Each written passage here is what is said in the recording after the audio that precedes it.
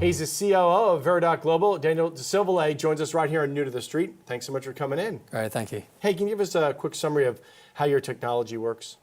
Yeah, so the Veridoc protocol is it's highly geared towards document frauds and counterfeits. The way Veridoc Global works is that a user will scan a QR code on a document using any third-party device, and they'll be able to verify whether a document is true and correct. When they scan that QR code, what's actually happening is the unique hash value of that QR code is being checked against the unique hash value of a QR code on the original document and also on the blockchain.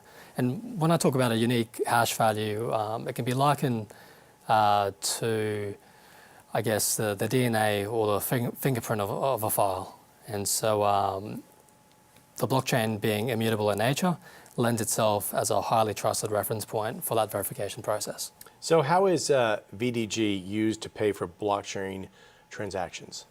Yeah, so VDG is our utility token. It's an ERC20 token on the Ethereum blockchain. And VDG is used to pay for all the transaction fees associated with putting that unique hash value on the blockchain or metadata, depending on the use cases. Much in the same way you would pay for a toll if you were to cross a bridge or use a motorway in your vehicle.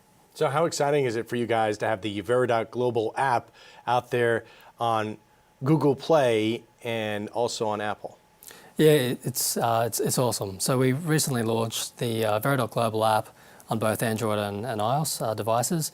At the present time, it's really just a high-quality QR code reading app.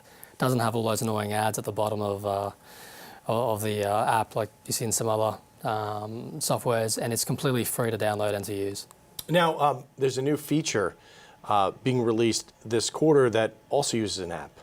Yeah, so the Veridoc Global app in its current form sets the foundation for a ton of new features we're rolling out over the next couple of years. So the blockchain verified login protocol is one of those features, and that's due to be released by the end of this year. What that feature allows the user to do is to scan a QR code to access an account instead of having to type in a password. It could also be used for two-factor authentication. So a user could type in a password and then scan the QR code as well to log in. But employers might also use that as a tool to allow employees limited access to a company database, platform, or software. So, Daniel, where does the app go from here? Yeah, so I mentioned before that the Veridoc Global Protocol is highly geared towards counterfeits. So it makes sense for us to leverage our app to be able to have better control over the QR codes that can be verified and blocked. That'll stop fraudsters from basically creating their own QR codes.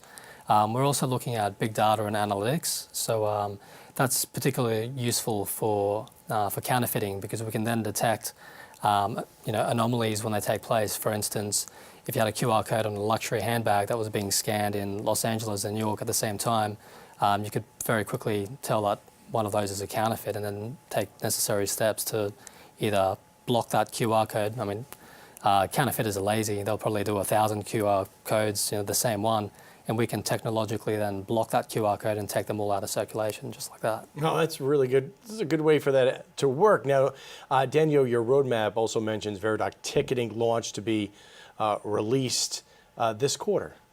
Yeah, so our Veridoc ticketing solution came about from having conversations with the ticketing industry, especially ticketing agencies. And first and foremost, we wanted to stop counterfeit tickets. But we also came up with a solution to support ticketing agencies in the proper resale of tickets. They were particularly interested in stopping ticket scalpers and the illegal resale of tickets. So what our solution does is it would allow, for example, let's say if I was going to give you my season ticket for a small administration fee, the ticket agent would be able to put your name onto my ticket instead.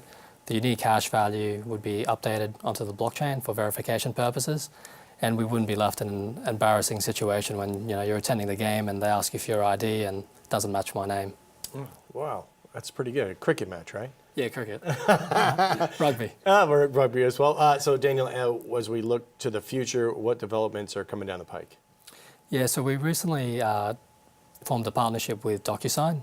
DocuSign is a service that allows users to receive a digital contract or a digital form and then sign it using an e-signature, so an electronic signature. So our partnership with DocuSign will allow a user to receive that digital contract, but they'll be able to verify that before they DocuSign it. So making sure that the contents haven't been changed and that it has everything based on its original intended purpose. Once the user verifies that digital form or that contract, they DocuSign it, and then our API automatically updates the new unique hash value onto the blockchain so they can be verified without any chance of being tampered with following that signature. We're also looking at adding artificial intelligence, so AI mixed with our solution.